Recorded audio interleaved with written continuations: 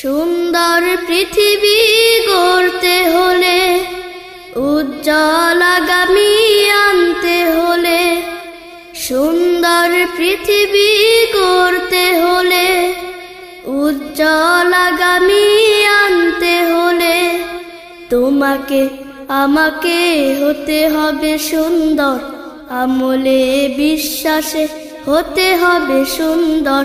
তোমাকে আমাকে হতে হবে সুন্দর, আমলে বিশ্বাসে হতে হবে সুন্দর।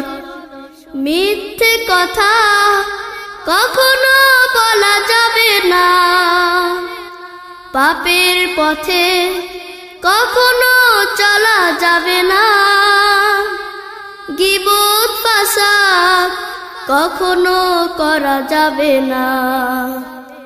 কোরআনের আলোতে